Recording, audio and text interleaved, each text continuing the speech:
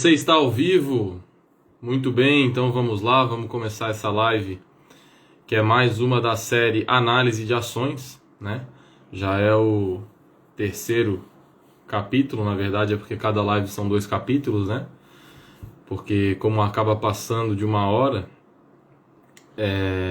então depois é feita a divisão, né, em 2 pedaços, então hoje vão sair 2 pedaços aqui da série Análise de Ações, né? Na primeira parte vão ser analisadas Sanepar. Já quero deixar o oi aí pra galera que entrou. Rafa, tá sempre acompanhando, gente boa. Diego, esse eu não conheço. E o Gui Santos, que eu também conheço. Então sejam bem-vindos aí desde já. Entramos um pouquinho mais cedo. E hoje a gente vai analisar a primeira de todas vai ser a Sanepar. Boa noite, boa noite. A segunda vai ser Home, né? Que essa galera foi a mais pedida, com certeza, tanto das caixinhas de pergunta, tanto dos directs aí que eu recebo.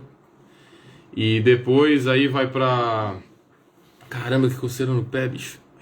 Pra M. Dias Branco e para a Pets, que fez o IPO ano passado. Beleza? Peguei como sempre aqui, eu peguei... Boa noite, Rafa. Como sempre eu peguei os gráficos aqui que vocês gostam, né? Sempre que eu viro a câmera aqui e mostro o gráfico, vocês apertam bastante o gostei ali, o like, né? Então, entrou meu primo aí também, o Gui. Seja todo mundo bem-vindo. Fala, Gui, beleza? Então, só esperar dar 8 horas, né? Vamos esperar dar 8 horas. Não tem problema esperar um pouquinho na live. Boa noite, linda, tudo bem? Não tem problema esperar um pouquinho, porque depois eu vou editar. Inclusive, a live da quinta-feira lá, que foi dos fundos imobiliários, que também foi top. O Instagram deu bug e não salvou a porcaria da live. Daí não. E depois não tem choro nem vela, cara. Tentei entrar em contato com eles, mas não deu pra gravar. Então eu aconselho inclusive todo mundo a acompanhar, se tiver disponível, né? Se tiver sem compromisso, acompanha a live ao vivo. Além de gerar mais comprometimento da tua parte, né, de ver até o final, e também o fato de tu participar também ajuda a fixar, né? Mas também tem essa parada aí de que o Instagram às vezes ele não salva a live, então pode ser que perca um conteúdo gratuito aí, né, dos meus conteúdos. Com certeza as lives são os mais fortes, né, os mais complexos, os mais completos e os mais profundos. Beleza? Deu 8 horas. Então, deixa eu ver se eu consigo fazer uma coisa. Pô, se alguém puder botar ali na caixinha de pergunta o nome das empresas, Sanepar, Home, M. Dias Branco, tem que ser o pessoal aí que conhece ações, né, na verdade. Botar os códigos ali, SAPR11, Home 3 e M. Dia 3... E também a última, que é a Pets 3. Então se alguém puder botar ali, a gente já começa a fazer. Já entrou uma aqui. Porra, o André é o cara. Fechou. Fala, Everton, beleza? André, brigadão, querido. Tem que ser pela caixinha de perguntas, galera. Bota lá, Home 3. Deixa eu até comentar aqui que vocês têm que escrever, porque eu não consigo escrever mais. Eu não consigo escrever. Antes dava, agora não dá. Home 3, M. Dia 3. Ó, M. Dia 3. M. Dia 3. Na caixinha, hein? Tem que escrever na caixinha pra me ajudar. Aqui eu também consigo. Seus toleirão. Beleza, o André fez o favor aí da Sanepar. Espero que até depois vocês coloquem ali pra mim, por favor, as outras 3. Bota ali, vai ganhar um beijo quem fizer. Vai ganhar um abraço. Beleza? Então, beleza. A primeira empresa de hoje é a Sanepar, tá? A Sanepar que eu já falei com vocês algumas vezes aí, né? Pô, esse livro aqui tá incomodando. Que é uma empresa de saneamento e esgoto, né? Do Paraná. Pouca gente lembra da parte de esgoto, mas depois eu vou mostrar pra vocês como a parte de esgoto dela também é muito importante. Né? Afinal, tudo que dá receita aí para as empresas que a gente investe é importante, principalmente se dá bastante lucro também, né? E é o caso ali de esgoto e água para a Sanepar. Também tem um pouquinho da parte de serviços, mas não é grandes coisas. Então é principalmente mesmo água e esgoto. Beleza? A Sanepar, ela é, inclusive eu vou puxar aqui uma coisa que é importante. SAPR11, deixar o código aqui bem aberto. Ela é uma empresa que está bem barata na bolsa, né, que tem alta previsibilidade de receita, porque ela negocia através de contratos e de monopólio, né, contratos com o Estado, e após os fechados os contratos, ela negocia através de um monopólio, ou seja, somente ela é a fornecedora de água e de esgoto nos lugares onde ela ganha o contrato. Isso para a empresa, né, ou para nós acionistas, é um fator muito positivo.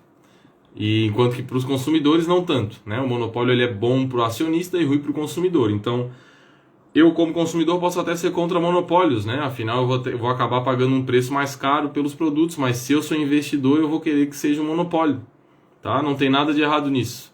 Não existe nada de legal aí que a empresa está fazendo, nem nada, tá? Então, eu vou seguir nas análises aí, aquela sequência que a gente fez da última vez, que foi legal. Vou falar dos indicadores fundamentalistas e depois eu vou pelo resultado da empresa com os gráficos que eu pego e com os gráficos que eu monto aí para vocês também. Beleza?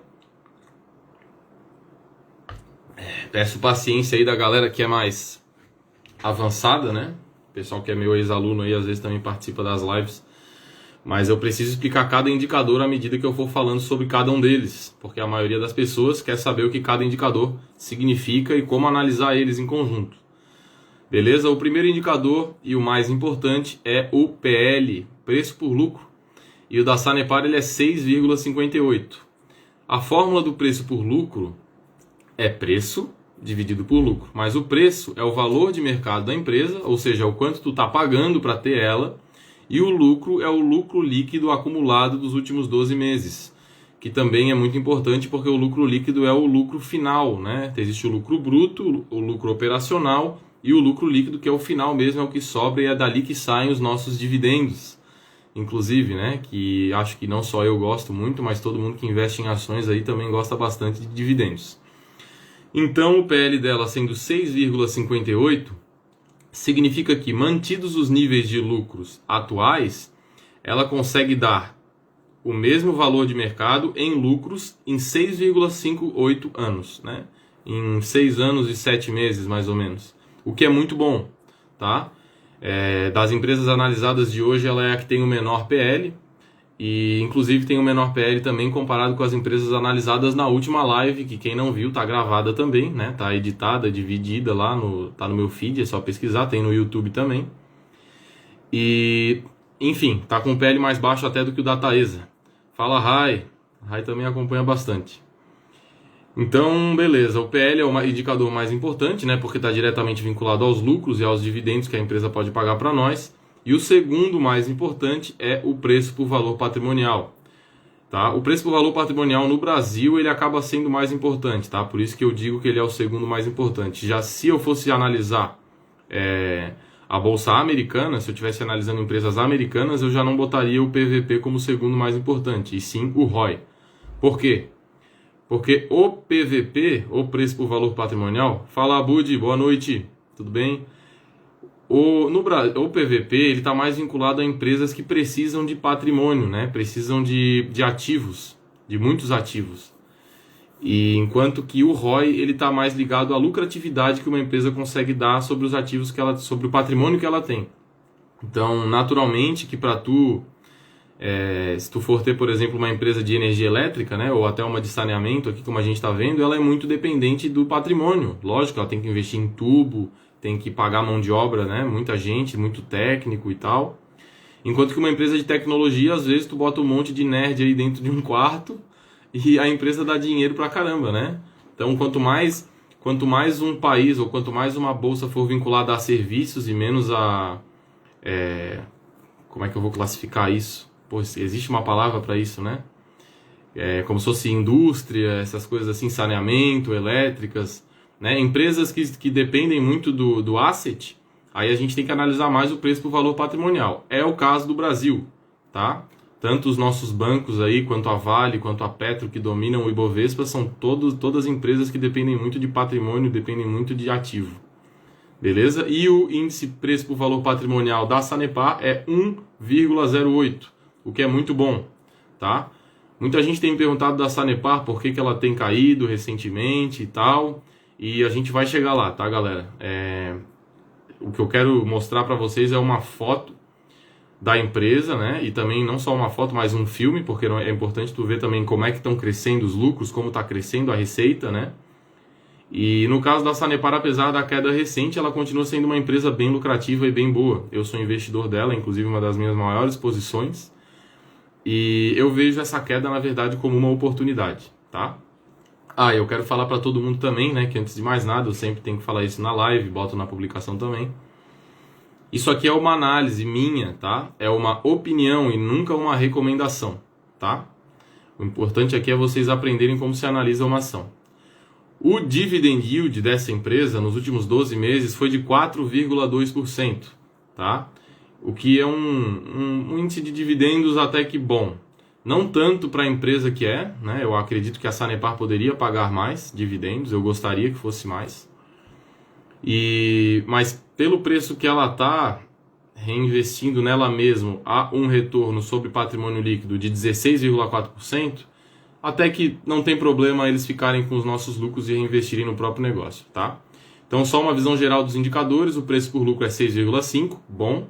Preço por valor patrimonial 1,08, também é bom, tá? O PL abaixo de 10 é muito bom, é o caso aqui. O PVP abaixo de 1,5 também é muito bom, para empresas lucrativas, tá, gente? Lembrem sempre disso, eu estou falando que é bom porque é uma empresa lucrativa.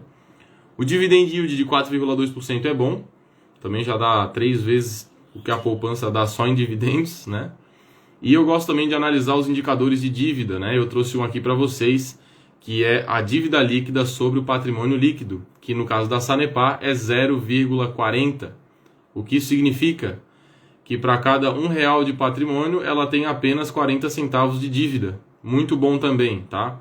Esse indicador abaixo de 1 é muito bom. Procure sempre investir em empresas lucrativas, com baixo endividamento e sendo vendidas por um bom preço. Se tu fizer isso, a tua carteira no longo prazo já vai ganhar do Ibovespa muito facilmente, tá? No longo prazo. No curto prazo, o mercado é uma máquina de votação, né? Então, pode ser que tu tenha uma carteira muito boa, mas no curto prazo a tua carteira perca para o Ibovespa. Inclusive, foi uma pergunta que eu respondi esses dias e compartilharam bastante também. Perguntaram se perder para o Ibovespa significa que a carteira é boa ou ruim. E a resposta foi: no curto prazo, sim. Não, desculpa. Perder para o Ibovespa significa que a carteira é boa ou ruim? No curto prazo, não. Uma carteira boa pode perder para o Ibovespa no curto prazo. É normal, tá? Porque o Ibovespa, como vocês sabem, ele só está vinculado a valor de mercado e a liquidez, né? Na verdade, liquidez, no caso, negociações. Então, as empresas mais negociadas e as empresas mais valiosas da Bolsa Brasileira compõem esse índice que é o Ibovespa, né? Para quem não sabia o que é Ibovespa, então tá aí. E, obviamente, que esses não são indicadores interessantes para se analisar na hora de investir, né? Ninguém vai investir em empresa só porque ela tem um valor de mercado grande ou porque ela é bastante negociada, né? Para mim, essa é a coisa mais estúpida que existe. E é por isso que eu falo que no longo prazo todo investidor tem a obrigação de ganhar da bolsa, tá? Inclusive no Brasil tem a obrigação de ganhar bem da bolsa se souber aplicar e investir como eu ensino, por exemplo, né? Que é baseado em valor e tendo estômago para aguentar a volatilidade do mercado. Beleza? A rentabilidade dos últimos 12 meses da Sanepar é menos 26,62%. Ela caiu tudo isso. E como eu falei, na minha visão, isso é uma oportunidade, tá? Então, beleza, vamos continuar aqui, tá? Como eu falei para vocês, a empresa ela sofreu recentemente, né? Vocês viram ali a rentabilidade como ela caiu, então ela sofreu na cotação, o que não significa que no longo prazo o negócio dela esteja prejudicado. Existem dois motivos principais porque a Sanepar caiu recentemente. O primeiro é que tinha um reajuste tarifário previsto para acontecer, ele aconteceu, né? E ele já tinha sido adiado, Só que depois desse adiamento, a empresa caiu um pouco lá quando adiaram também, mas caiu ainda mais quando o reajuste foi reavaliado, foi revisto para baixo, né? A empresa ia ter um reajuste aí de 9% e acabou tendo de apenas 5%, tá? Eu até tinha anotado aqui o valor do reajuste, quanto que ele tinha ficado, mas foi basicamente 4%, 4,5% a menos. Beleza, isso pro longo prazo, ele afeta? Sim, afeta, a gente perde 4% de rentabilidade, mas olhando o preço da empresa e a lucratividade que ela dá pra gente hoje, de qualquer forma vai aumentar a receita e os lucros, né? 5% é melhor que nada, e inclusive é mais do que a inflação, do que o IPCA, né? Existe a inflação que é IPCA e a inflação que é o IGPM. O IGPM está mais do que 20%, né, no Brasil, enquanto o IPCA tá 4%, acho. Por que tem gente que não gosta de units, tipo o Sanepar 11? Porque são cagões, basicamente.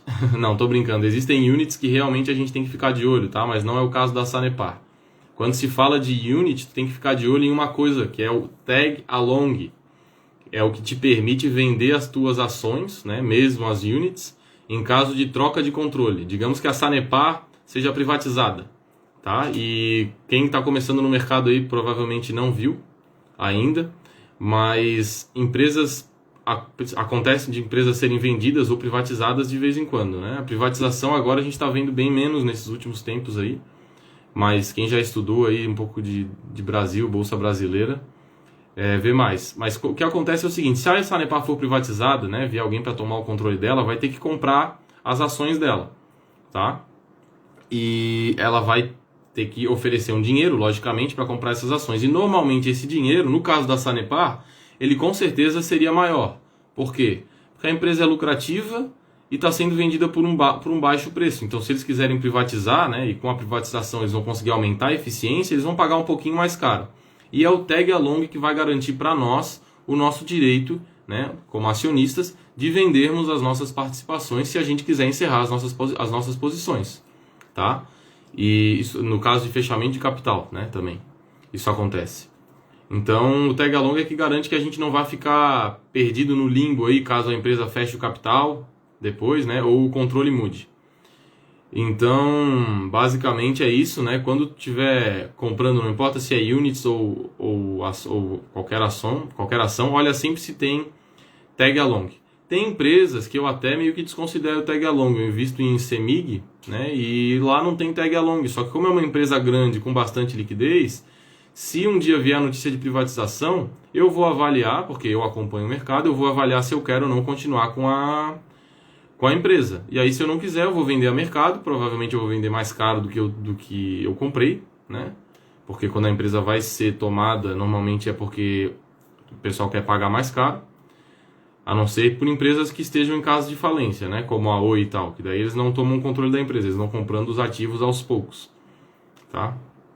Então, só falando um pouquinho aí da importância do tag along. Inclusive, eu acho que eu vou fazer uma publicação. Preciso dar uma estudada de novo dos casos e não casos aí que acontecem certinho para mostrar para vocês. Aguardem aí, tá? Deixa eu até anotar aqui, botar em vermelhinho aqui, ó.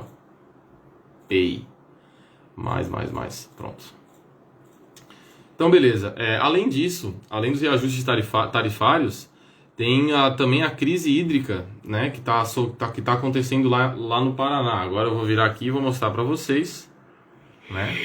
Essa é a hora que vocês mostram bastante os likes aí, né? Olha os níveis das barragens ali.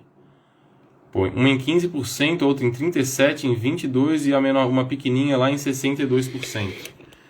O que acontece quando uma empresa de energia elétrica ou uma empresa de saneamento tem que racionar o seu próprio produto? Ela perde lucratividade. Foi isso que a Sanepar acabou fazendo, né? Teve aqueles estímulos, certo? Teve que botar alguma propaganda aí na televisão para poupar água e essas coisas assim. Então é por isso também que o lucro da empresa acabou diminuindo um pouco, né, nesse trimestre. Beleza? Então vamos fazer a análise aí da evolução da receita da empresa. No terceiro... Oi, Mari, com certeza, antes tarde do que nunca. A hora certa era às 8 horas, né? A receita líquida da empresa, ela diminuiu 1,6% na comparação trimestral, tá? Ou seja, terceiro trimestre de 2019 para o terceiro trimestre de 2020, ela reduziu 1,6%. Já nos 9 meses de 2020, né, o que é mais importante de analisar, tá? Às vezes são as duas comparações que tu tem que fazer em toda análise. Uma é a comparação trimestral. Por quê? Logicamente que as lojas Renner, por exemplo, né, eu usei esse exemplo na última, não vai ter a mesma rentabilidade no mês do Natal do que no mês de julho, né? Provavelmente no mês de julho ela vai ter uma rentabilidade muito menor que do Natal. Então tu tem que fazer sempre a comparação trimestre com trimestre, tá? E a outra comparação que também é indispensável é a de meses. Por exemplo, agora, se eu estou analisando 2020, eu quero saber como é que foi a rentabilidade da empresa em 2019 no mesmo período. Ou seja, só botar aqui que meu cotovelo está doendo. Né? No caso, então, eu analiso o terceiro trimestre de 2020 contra o terceiro trimestre de 2019 e os 9 meses de 2020 contra os 9 meses de 2019. Tem ainda a comparação que é anual completa, né? Então, tu pegaria os 9 meses de 2020 mais o último trimestre de 2019, que também dá uma comparação boa, tá? Mas o importante, como eu falei, é analisar trimestre com trimestre. A margem EBITDA da empresa aumentou mais de 30%, tá? Desculpa. Cadê aqui?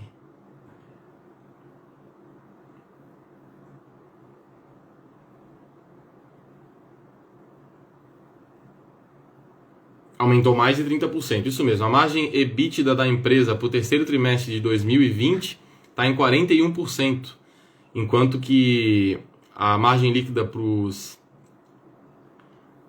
Mas, nossa, esse gráfico aqui deles não ficou muito bem feito, tá? Mas aumentou mais de 30%, então é bom, beleza? Eu acho que não aumentou mais de 30%. Eu acho que eu vou conferir ao vivo agora, porque eu acho que esse gráfico aqui do resultado deles, ele não está correto, não. Então, vamos ver aqui. Isso. Ele está dizendo qual é a margem, tá? A margem líquida, a margem EBITDA da empresa é maior do que 30%. E o que é muito bom, beleza? Pô, se aumentasse 30% a margem EBITDA, com certeza alguma coisa ia estar estranha, né? E o lucro líquido da empresa, nos 9 meses aí de 2020, está em 705 milhões, tá? Enquanto que no ano de 2019 foi de 693. Isso é bom ou é ruim? Olha, analisando bem miopemente, né, assim, bem só olhando para isso, até que não seria tão bom, tá? Apesar de ter aumentado o lucro, a gente quer que a empresa aumente mais os lucros, né? Mais do que tão pouco assim, né? Isso aqui não supera outros investimentos. Mas, a Maristela falou aí que a Companhia Energética em Brasil foi privatizada. Depois deixa o nome aí da empresa. Esqueci como é que é aí de Brasília.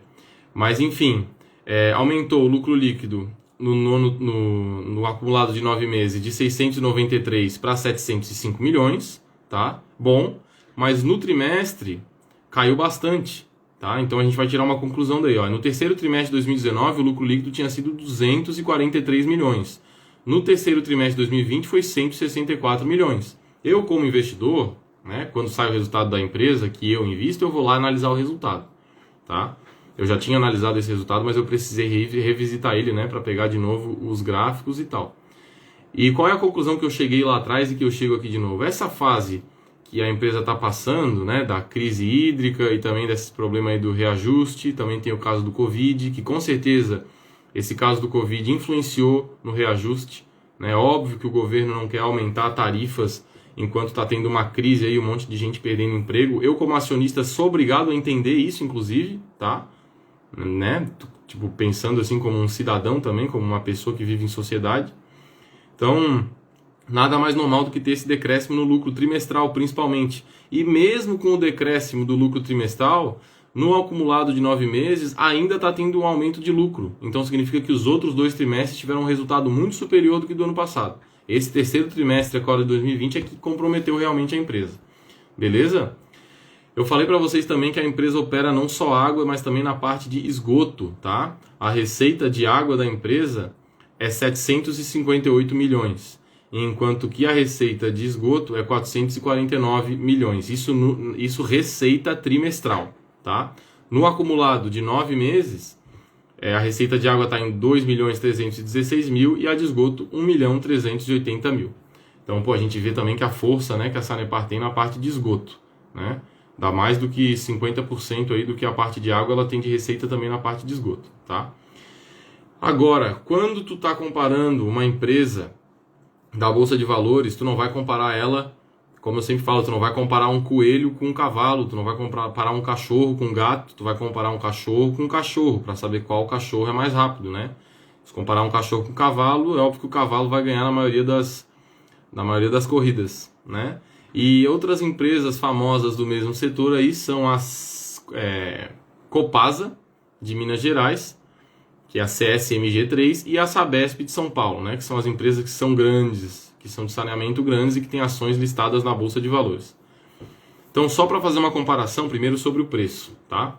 O PL, que é o indicador mais importante para se investir, na Sanepar, ele está de 6,58, que é muito bom.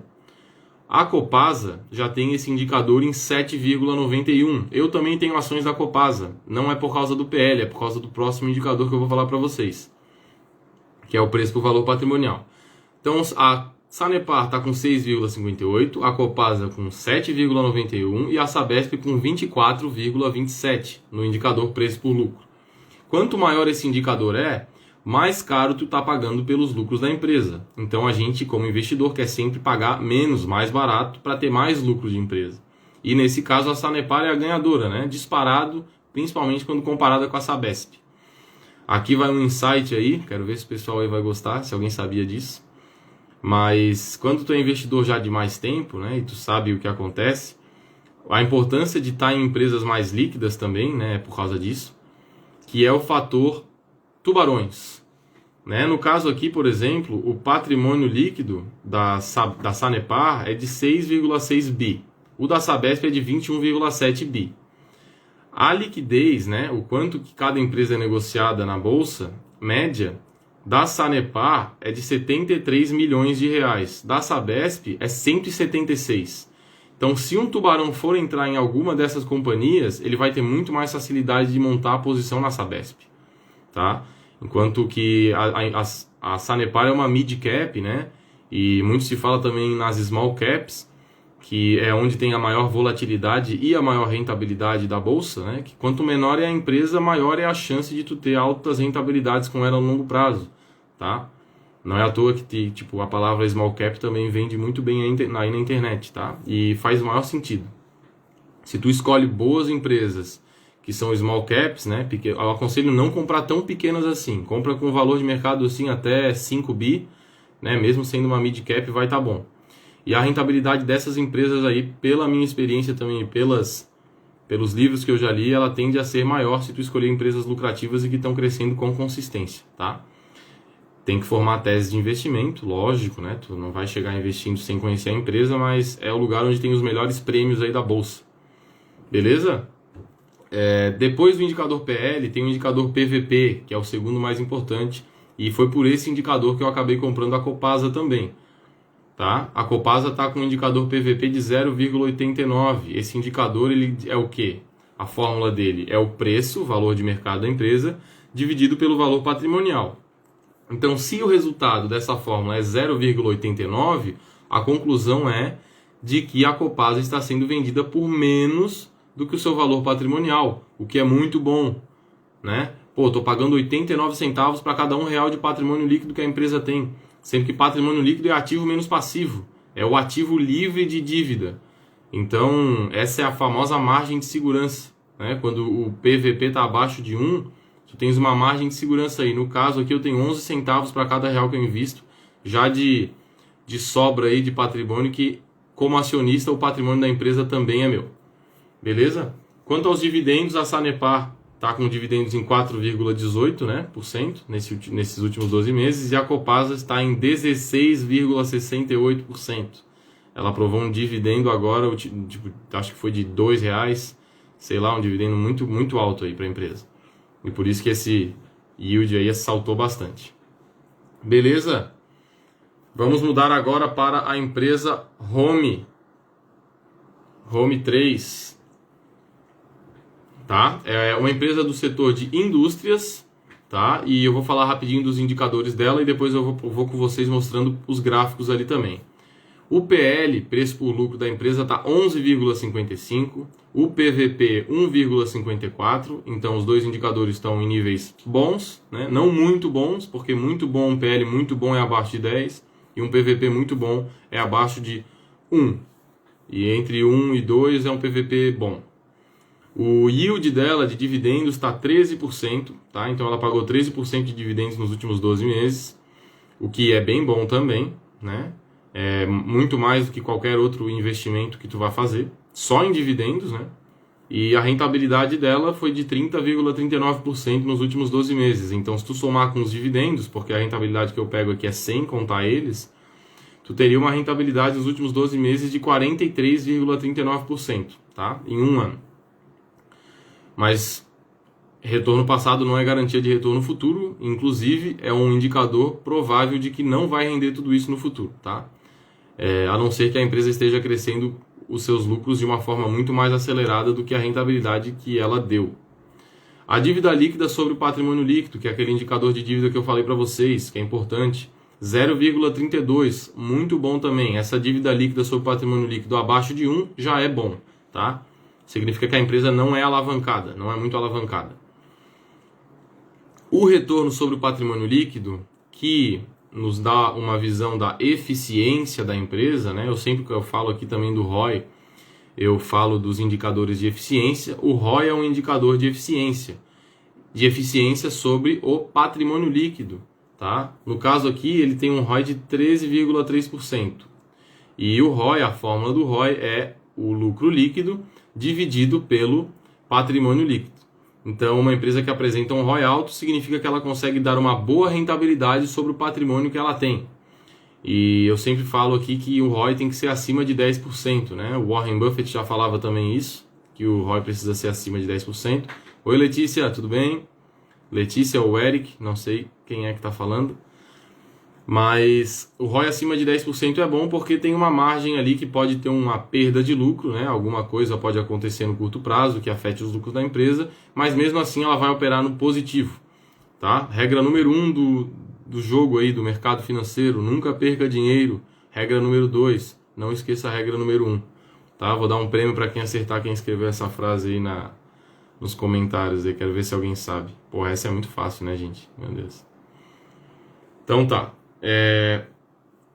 O que a Home faz, né? Como eu falei, a Home é uma empresa do setor industrial e ela produz máquinas para processamentos de plástico. Essa é a principal atividade dela. Eu peguei aqui o crescimento da empresa, né? Na parte de máquinas e também na parte de fundidos e usinados. Eu não entrei lá para ver direito o que era fundidos e usinados, né? A análise aqui é muito mais... não é tão profunda assim, mas as empresas aí, as grandes gestoras que têm uma equipe, elas vão visitar as empresas e realmente conhecem o negócio aprofundadamente. Uma pena aí que a maioria das gestoras não seja competente no timing, né? De comprar na baixa, vender na alta. A maioria dos gestores perde para o mercado aí, infelizmente. Esse é o problema dos fundos de investimento em ações, tá? A entrada de pedidos cresceu 65,5%, né? Do terceiro trimestre de 2019 para o terceiro trimestre de 2020 e totalizou 313,4 milhões de reais. Beleza? O importante, galera, nunca se atentem, eu falo os números, às vezes o pessoal, nossa, ela vende muitos milhões, ela vende muitos bilhões, né? Mas isso não importa, o que importa é o crescimento proporcional, tá? Tudo tem que ver proporcional, como eu falo sempre também. Não adianta, não significa que uma empresa só porque vende bilhões ela seja um melhor investimento que uma empresa que vende milhões ou que vende milhares, tá? O que importa é o quanto tu está pagando. Se tu vai pagar bilhões por uma empresa que vende bilhões, né, que provavelmente vai ser o que vai acontecer, não muda nada, porque por uma empresa que vende milhões, provavelmente tu vai pagar milhões, e uma empresa que vende milhares, provavelmente tu vai pagar milhares. O bom seria se a gente conseguisse comprar uma empresa que vende milhões por milhares, né? Se alguém souber um dia de um caso desse aí, vocês me avisem que eu vou comprar junto, beleza? O que eu achei da Home, tá? eu achei que ela exporta pouco e eu não achei que o resultado dela foi muito forte. Até falando aí que o pessoal, bastante gente falou que tem a Home, né? E eu esperava mais crescimento da exportação dela pelo fato de ela ser uma empresa industrial, né? Ou seja, que produz em escala. Então o dólar caiu do jeito que caiu e a empresa não aumentou, mas talvez possa ser pelo decréscimo da atividade também. Tem tudo isso, né? Eu não sou especialista em setor industrial, tá? Eu gosto mais de setores menos cíclicos. Setor cíclico é muito mais complicado de avaliar, tá? Inclusive, é por isso que quem ganha mais dinheiro na bolsa não entra muito nesse setor, não, tá? Já avisando vocês, tá? Mas olha só, a receita operacional líquida dela nos 9 meses de 2020, ela veio 26% da Europa, 8% da Ásia, 3% dos Estados Unidos e 2% da América Latina. O resto, 61%, veio do Brasil. O que teve foi um aumento do setor da Europa, tá? 31% aumentou. O Brasil reduziu para 56%. Houve uma troca aí, tá? Então ela acabou exportando 5% a mais para a Europa. Só que isso aqui, como eu falei, tá? Se tu não pensar aprofundadamente sobre o negócio, tu pode tirar conclusões erradas. Isso aqui é com base na receita. Então, se o dólar está mais barato, né? Quer dizer, se o real está mais barato frente ao dólar, frente ao euro principalmente, que está caro pra caramba, eu esperava que ela fosse crescer mais, né? Se os mesmos pedidos fossem feitos, a probabilidade é que ela teria crescido mais, porque a discrepância entre o valor, a cotação do real e do euro foi muito maior do que só 5%, né? Mas aí vai também do caso de como ela fecha os contratos de compra e venda, às vezes eles já são feitos em dólar mesmo, né? Então a empresa pode ter ganhos de margens lá depois, ao invés de ter ganhos de receita. Tudo isso aí tem que ser levado em consideração, né? Como vocês podem ver, não é tão simples assim. Então eu botei aqui, por incrível que pareça, né? Mesmo com a alta do dólar e do euro, o faturamento aumentou mais no Brasil e não lá fora, tá? E a receita no mercado externo, na verdade, diminuiu.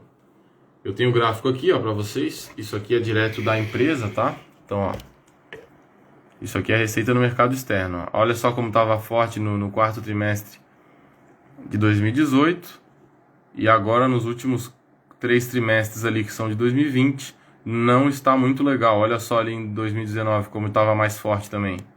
2018 mais ainda, né? Com aqueles dois bem altos no final. Então, eu não vi nada, né? Sendo bem sincero com vocês, na Home assim que me chamasse tanto a atenção, tá? O fato de ela estar sendo vendida por um preço justo é legal. Só que existem outras empresas mais baratas na bolsa, né? É o que eu sempre falo. Tem gente que quando vê alguma pergunta de alguma empresa específica ali nos meus stories, acaba botando, né? Tem coisa mais barata na bolsa, tem coisa melhor na bolsa, né? Às vezes essa é a melhor resposta que tu pode dar. Vale a pena comprar Home ou não, tal? Na minha visão, tem coisa melhor na bolsa, tá? Elétricas, vejam a última live, tá? Falei de Taesa lá, que eu gosto bastante. Camil também tá boa, inclusive foi meu último aporte em Camil, que o Tony que pediu. Hoje também veio a M Dias Branco aqui, que foi o Tony também que pediu, que também foi uma boa análise. Daqui a pouco a gente já vai ver, tá? A margem EBITDA aumentou, como eu falei, né? O ganho da empresa ela não se deu na receita, mas se deu na margem porque ele conseguiu, de certo, reduzir custos nessa pandemia, tá? E a margem EBITDA está em 16%. Não é uma margem muito alta, tá? Mas para o setor de indústrias é uma margem bem satisfatória, eu gostei disso. Tá? Para virar em prejuízo assim não é tão fácil. Enquanto isso, os Minas, Gerdau e tal operam com margens bem piores.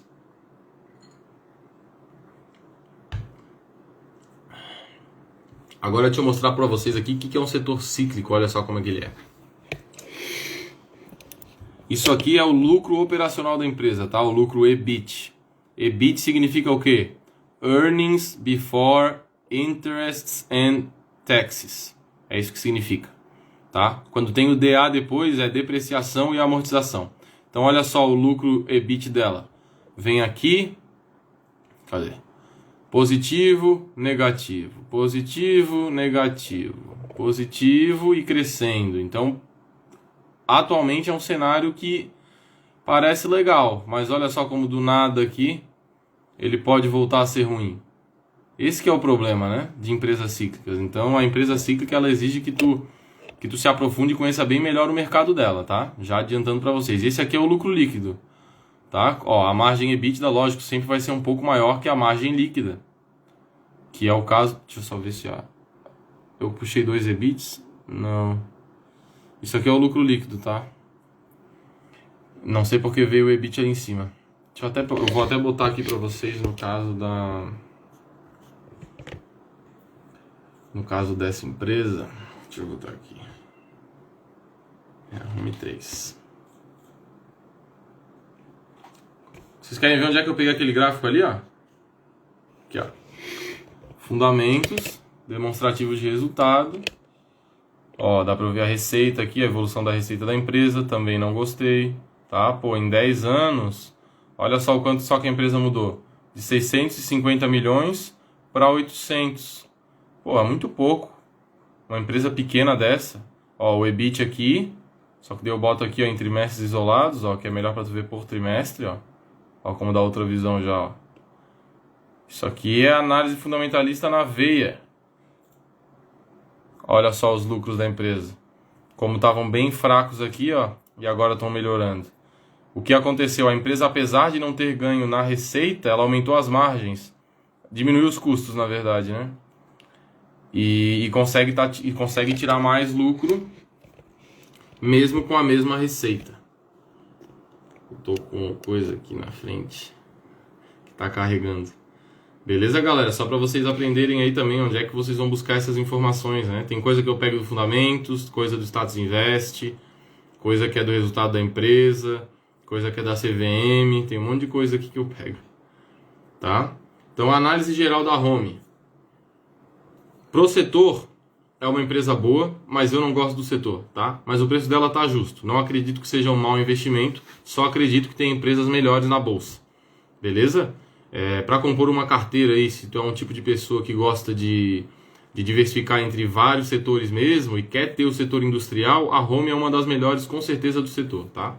Eu teria ela ao invés de ter uma Uzi Minas, ao invés de ter uma Gerdau, ao invés de ter uma CSN, por exemplo, tá? Mas, como eu não tenho Vale ainda, eu acho que eu compraria a Vale ao invés de Home. Acho que a Vale está mais forte, apesar de ser uma empresa bem grande, já acho que a Vale vai vir forte esse ano aí. A próxima empresa é a M. Dias Branco, M. Dia. É uma empresa do setor de alimentos também, tá? Como a gente analisou a Camil na semana passada, o Tony pediu, a gente de novo ganhou a votação. E a M. Dias Branco é uma concorrente, tá? Enquanto a Camil vendia mais arroz e farinha, se eu não me engano, né? Eu quero dizer também para vocês que assim, ó, quando eu analiso uma empresa, tipo as minhas empresas, e sai o resultado trimestral dela, né? A rotina vencedora do investidor é ir lá e analisar a empresa pelo resultado, né? Você tem que saber tudo que ela tá, pelo menos do release de resultados. E oi, Di, beleza? Não sei teu nome. Alves. E eu não sei depois que eu leio o resultado, passar um mês, logicamente, eu não vou saber de cabeça todas as minhas 10 ações o que tinha, só que a pessoa tem que fazer isso para tomar a conclusão. Tá acontecendo isso. Faz uma anotaçãozinha numa planilha. Prestar atenção nisso aqui. Tal fundo tá comprando. Margem de tal produto tá caindo. E com o tempo tu vai ver que depois de um ano acompanhando 4 resultados, tu já vai conhecer a empresa muito bem. Beleza? No caso da M. Dias Branco, os produtos principais são biscoitos e massas. Não são os produtos principais da Camil, né? Então, nesse caso, não são concorrentes diretas, mas estão no mesmo setor. Então, como a gente quer comparar coelho com coelho, cachorro com cachorro, eu vou até abrir aqui a Camil e vou comparar ela com a M. Dias Branco, tá? Já adianto que a minha preferência naturalmente vai ser pela Camil, porque os indicadores estão muito melhores. Então, o PL da M. Dias Branco é de 13,61, ou seja, mantidos os níveis de lucro atual, a empresa pagaria o seu valor de mercado, né? Daria em lucros o seu próprio valor de mercado em 13,61 anos. É um indicador bom, tá? De 10 a 20 o PL ele é bom. Só que de 10 a 20 a gente já quer buscar um crescimento para justificar esse PL acima de 10, tá? No caso da M. Dias Branco, eu vou dizer para vocês quanto que ela cresceu na receita aí nos últimos tempos, tá? Olha só, olha a diferença do crescimento da receita dela para o crescimento da receita da Home que a gente viu antes. Vocês estão vendo, ó? Ela partiu de 2,5 bi aqui e está chegando aqui aos 7 bi em 10 anos. Ou seja, mais do que dobrou, né? Enquanto isso, o EBIT chegou a crescer, mas não tanto, ficou meio estabilizado. E o lucro líquido cresceu um pouco, né? Se for pegar a média por aqui já ficou mais parrudo, passando de 300 mil para uma média de 700, né? Isso aqui é o anualizado, tá, gente? Então aqui, se botar no trimestre isolado, ele vai ter mais discrepâncias, olha só. Aí é por trimestre. Olha só como nesses últimos tempos veio uns resultados bem fortes aqui da empresa, ó. Beleza? Vamos continuar com a comparação aqui com a Camil.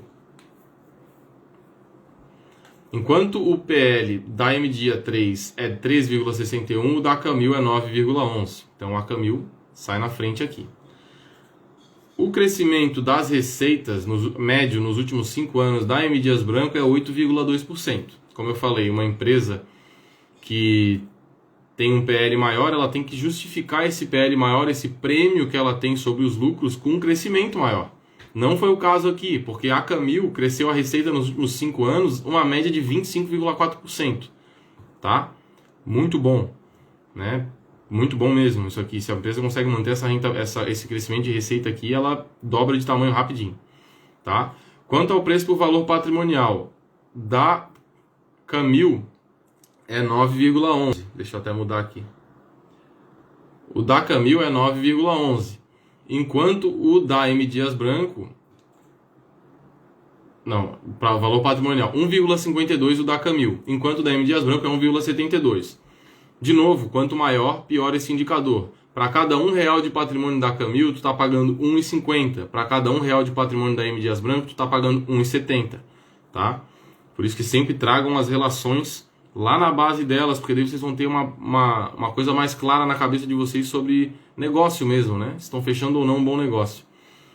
O ROI da M. Dias Branco é bom, 12,6%, tá? Mas o da Camil é melhor, 16,7%. Dividend Yield, né? Galera que gosta de dividendos aí que nem eu, o da Camil nos últimos 12 meses foi de 5,1%, enquanto o da M. Dias Branco foi 1,4% apenas, tá? Uma coisa que a M. Dias Branco ganha da Camil é a dívida. Só que pouco importa a dívida quando ela está em níveis baixos, né? Como é o caso das duas empresas. No caso da M. Dias Branco, a dívida é 0,05, a dívida líquida dividida pelo patrimônio líquido. Indicador fenomenal, realmente muito bom. A empresa nada endividada. Só que ela não é tão lucrativa, né? Como eu mostrei. No caso da Camil, que é mais lucrativa, ela tem uma dívida líquida sobre o patrimônio líquido já perto aí um pouco mais de 0,5. Então, 10, apesar de ser 10 vezes mais, esse indicador aqui, sendo abaixo de 1, não tem problema, tá? É natural que empresas tenham dívidas e às vezes é até bom que elas peguem dívida, porque se o negócio está rodando bem, né? Se tu, por exemplo, tá vendendo cachorro quente e tu tem a tua barraquinha lá, tu consegue vender 100 por dia, só que tu não tem dinheiro. Aí, como o teu dinheiro só dá para vender 50, tu tá vendendo só 50. O que tu vai fazer? Tu vai ver, pô, eu consigo vender 100. Por que eu não pego um empréstimo para produzir mais, né? Para pagar, às vezes pagar alguém para produzir e tal. Se tu faz o cálculo e vê que o retorno das tuas vendas vai ser muito maior do que a taxa que tu está pagando no empréstimo, por que não? Tá? Se eu sou investidor de uma empresa e eu sei que ela dá um ROI bom, um retorno sobre patrimônio líquido bom, pode se endividar. Pode se endividar. Se endivide até o ponto que tu consiga manter a lucratividade. Quando começou a comprometer a lucratividade, aí sim tu dá um passo para trás e reavalia e para de pegar novas dívidas. Oi Adelina, tudo bem? Bem-vinda à live.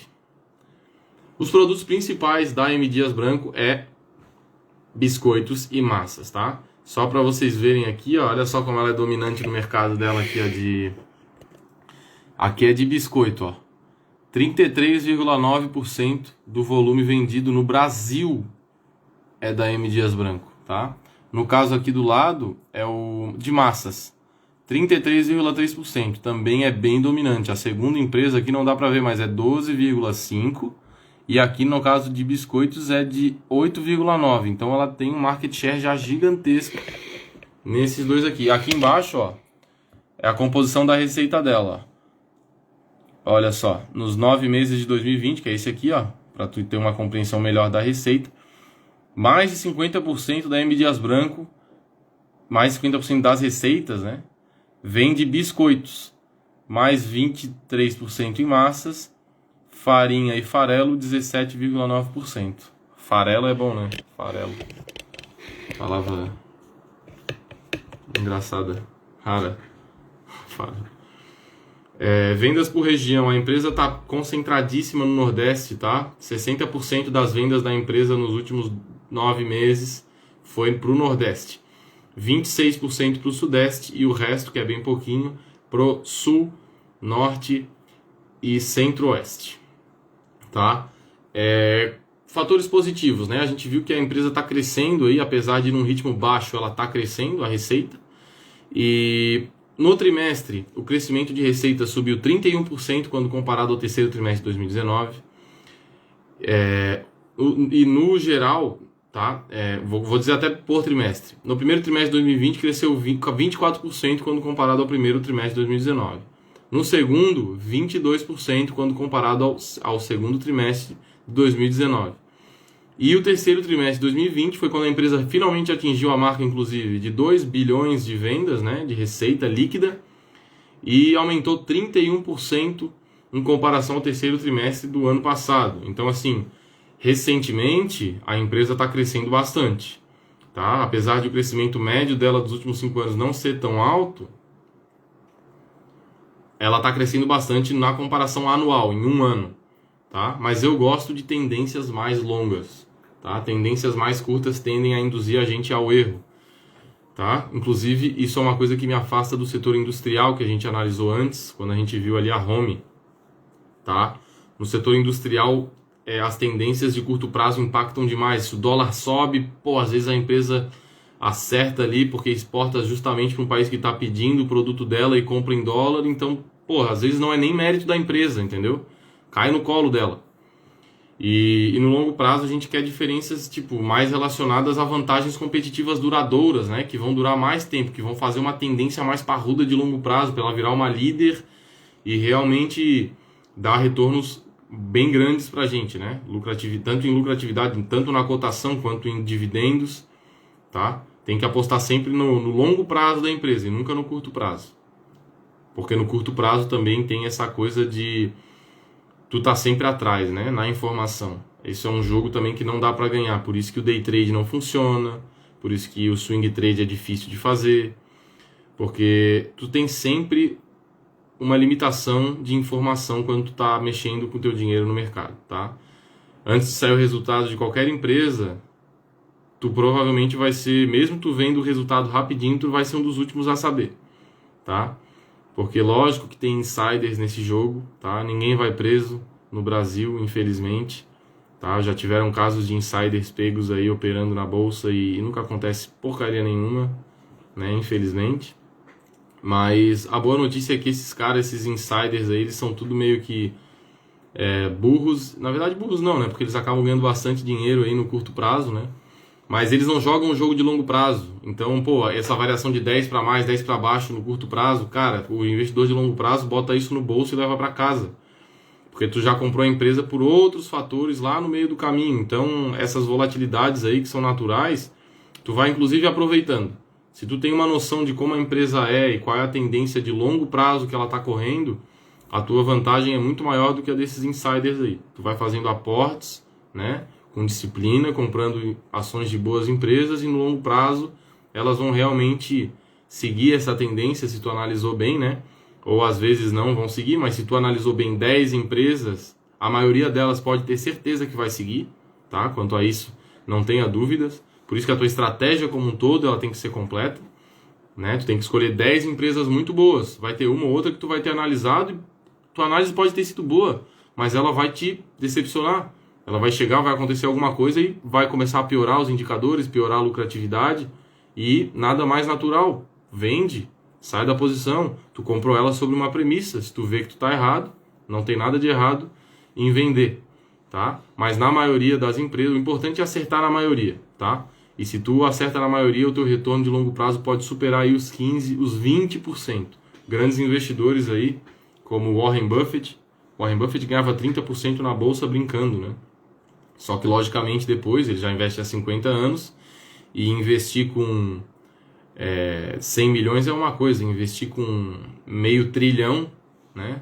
Que, como é o caso da empresa dele agora, que a Berkshire está valendo, acho até que... Vou até ver aqui o quanto está valendo a Berkshire Hathaway. Market Value,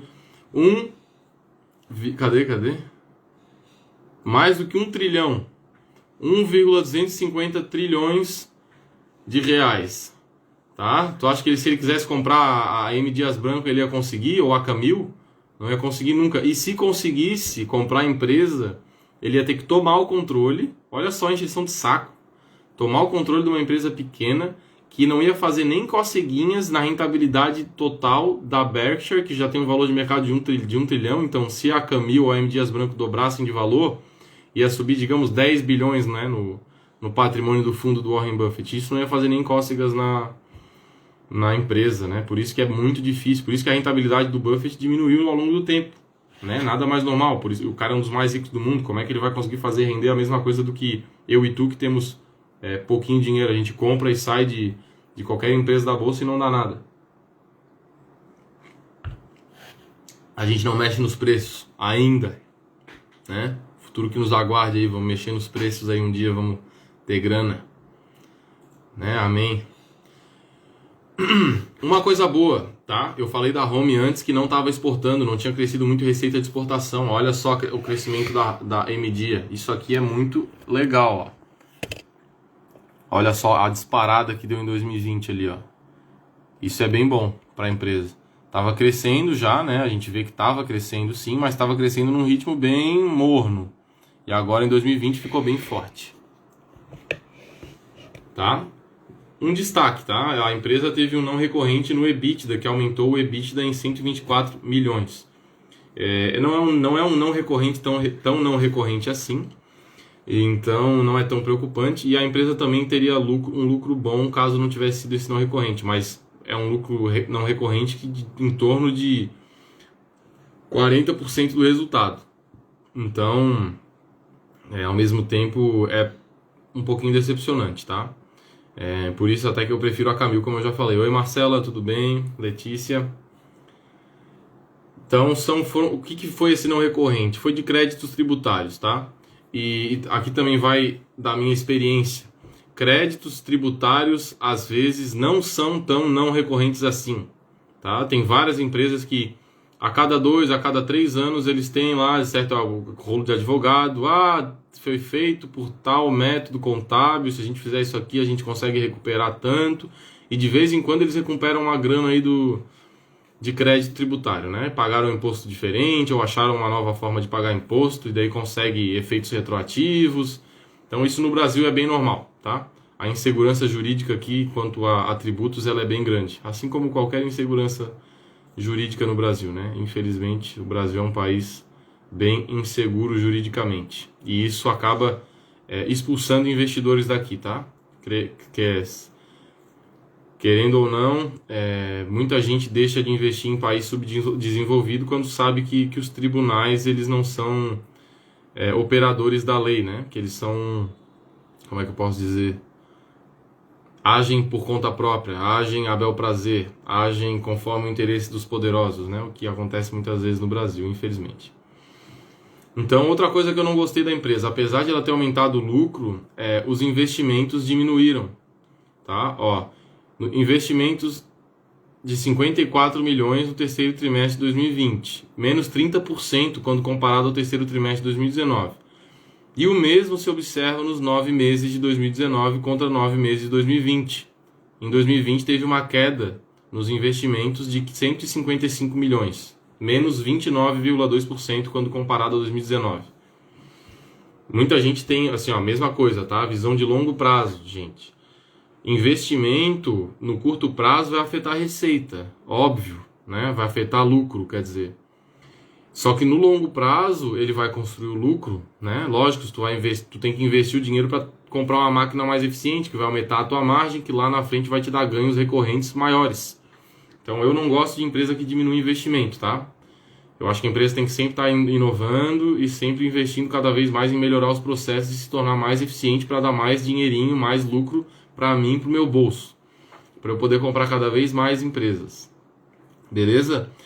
A conclusão minha sobre a MDia 3 é que, apesar de ser uma empresa que é boa, né, lucrativa, de vida baixa, não é a melhor do setor, eu ficaria com a Camil, né, não só ficaria como eu fico com ela, porque eu tenho Camil e não tenho M Dias Branco, pelos indicadores, conforme eu já falei, né, para vocês, e também pelo fato da Camil ser mais nova, ser menor, e mais nova eu não sei, desculpa, ser menor, né, nada a ver mais nova, mas ser uma empresa menor que está crescendo mais, então a possibilidade de dar uma porrada é melhor na Camil. E eu adoro dar porrada na bolsa.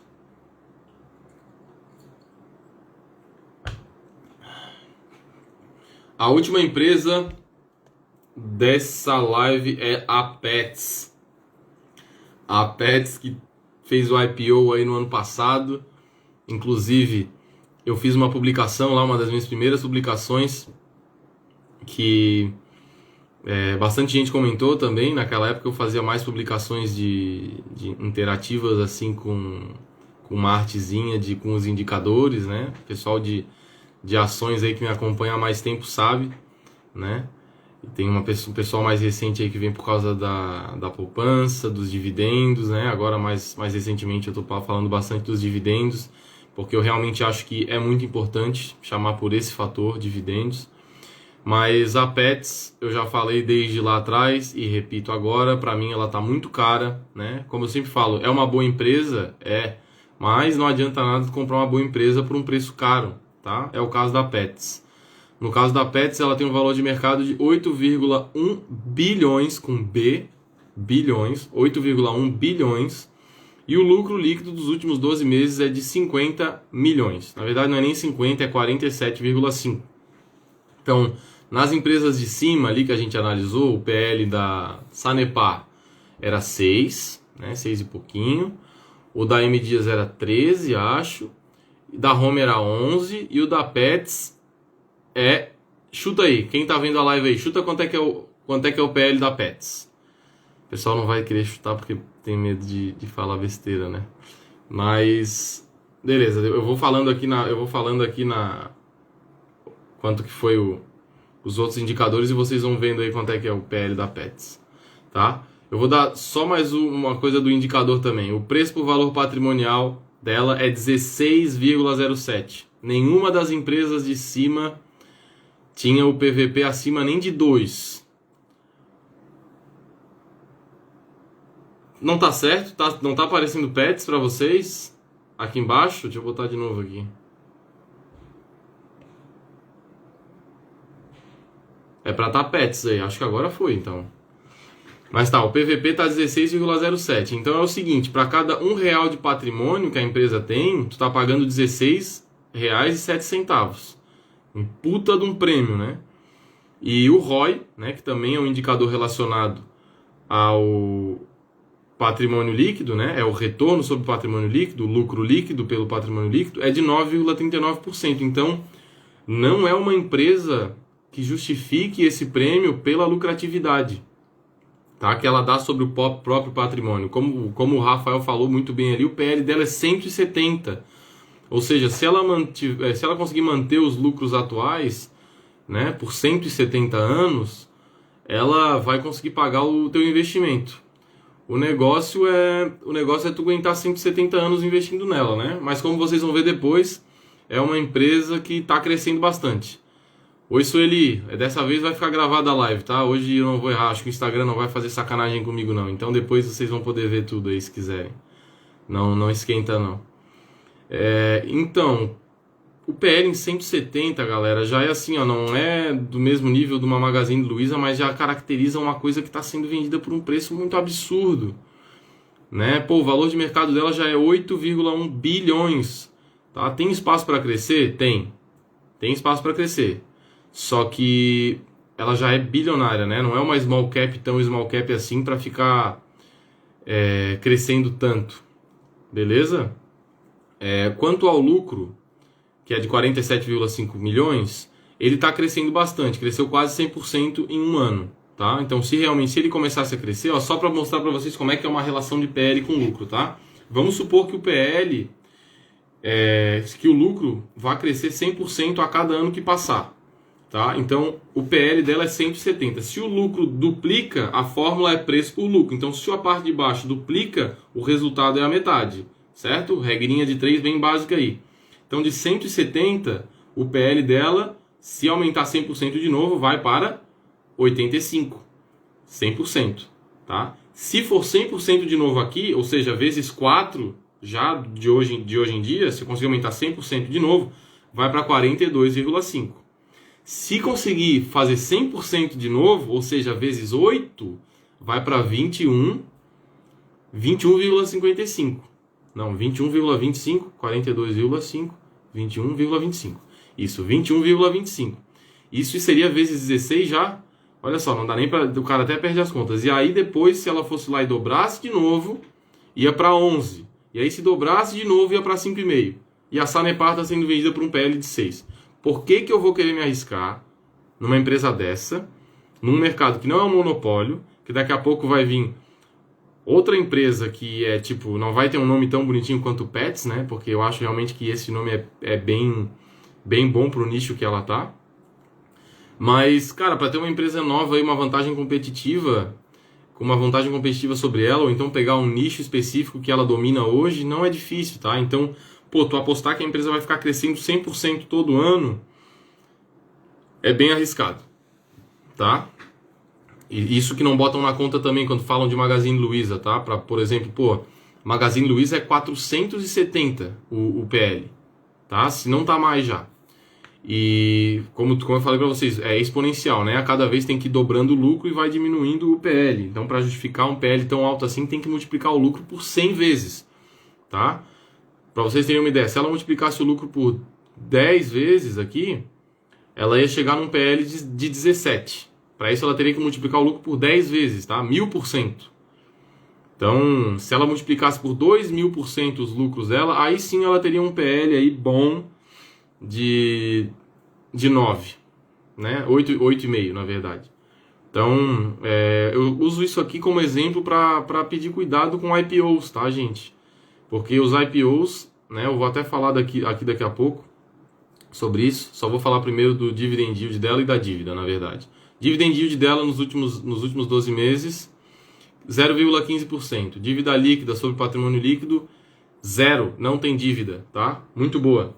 O problema dela mesmo é o preço. É o preço. O valor de mercado muito alto. E isso é uma característica recorrente nos IPOs, tá? Cuidado com IPOs. Por quê? Porque IPO nada mais é do que acionistas antigos vendendo a participação deles para vocês. Então, vocês acham que eles vão querer vender essa participação barata ou cara? Eles vão querer vender caro. E não há nada de errado com isso. Se eu fosse um acionista antigo de uma empresa e fosse fazer um IPO, eu ia querer vender bem caro também. Afinal, a minha participação já está garantida. Eu estou vendendo a minha participação para vocês bem caro, né? Vocês estão querendo entrar no meu negócio, então beleza, compra bem caro para eu poder pegar esse dinheiro e investir, né, nesse negócio e botar um pouco no bolso, né, e investir o resto no meu negócio para aumentar a minha lucratividade, tá? A minha lucratividade que vai ser com base num preço que eu paguei lá atrás e não no preço de hoje, tá? Então, no caso aqui, inclusive da Pets, o que aconteceu foi que o cara que era o acionista principal, que é o Sérgio Zimmermann, ele vendeu uma participação equivalente a 360 milhões de reais na empresa. E ele vendeu bem caro. Parabéns para ele. Sérgio Zimmermann desovou no mercado, vendeu bem caro a empresa dele, de certo investiu em outras coisas aí, deve ter investido em Taesa, Sanepar, Camil, né? Deve ter feito isso. Não, tô brincando, isso ele não deve ter feito, mas ele com certeza deve ter botado em outro lugar, né? Separou um pouco o risco dele, o capital dele, protegeu um pouco. Mas uma coisa muito interessante aqui no caso da Pets, que me chamou bastante a atenção negativamente no IPO, é que só 15% da abertura de capital foi para o caixa da companhia para investir em novas atividades. É muito baixo isso. Tá? A IPO é chamada de novos sócios, é para o mercado entrar e a empresa conseguir se alavancar com o dinheiro, com capital próprio, né? com o patrimônio dos acionistas que está ali no jogo. E quanto menor é a porcentagem do IPO que vai para o caixa, menor é a minha esperança de que o IPO seja uma coisa muito importante para o futuro da empresa. Tá? No caso aqui foi só 15%, o que significa que o resto foi tudo para o bolso dos acionistas antigos, ou seja, eles liquidaram as suas posições. Quanto maior é a porcentagem do IPO que vai para investimentos, tá? Investimentos em novas atividades, novos produtos, ou até alavancar produtos atuais que estão dando uma rentabilidade boa, melhor. Tá? E quanto mais esse dinheiro vai para o bolso dos acionistas antigos, pior. Beleza? Eu vou mostrar para vocês aqui dois gráficos que são importantes, o do lucro líquido e da receita, e a gente já vai estar encerrando daqui a pouco, que essa live já passou de 1 hora, inclusive. Foi isso que aconteceu quando deu bug da outra live lá. Tomara que essa não dê bug também. Então, olha só, galera. Tá? O EBITDA ajustado, trimestre por trimestre, teve um aumento de 34,5%. Comparação 9 meses 2020 com 9 meses 2019, aumento de 50%. Bom, muito bom. O EBITDA é o que a gente quer olhar, tá? Porque é o lucro operacional. O lucro líquido tem algumas coisas que não são recorrentes. Então, às vezes é um resultado financeiro que acaba bombando o lucro líquido. No caso aqui, ó, terceiro trimestre 2019 para terceiro trimestre 2020, aumentou 47,5%. Boa taxa de crescimento também. Lucro líquido, 124,9% dos 9 meses de 2019 para os 9 meses de 2020. Muito bom também. O problema qual é? Preço. Tá? De nada adianta pagar caro para uma empresa boa, não importa. Tu quer pagar barato para ter lucro, né? Porque no longo prazo a cotação segue o lucro, né? Desde que a empresa não esteja cara demais, tá? Um exemplo claríssimo de empresa que era cara desde o início era o da Ambev, tá? E o que aconteceu foi que no longo prazo a rentabilidade dela ficou murcha, tá? Porque ela estava sempre cara e chega a certo ponto que a empresa estava cara e já valia 100 bilhões de reais, né? Hoje ela vale muito mais, né? Estou falando isso há 10 anos atrás, quando a empresa não era tão grande.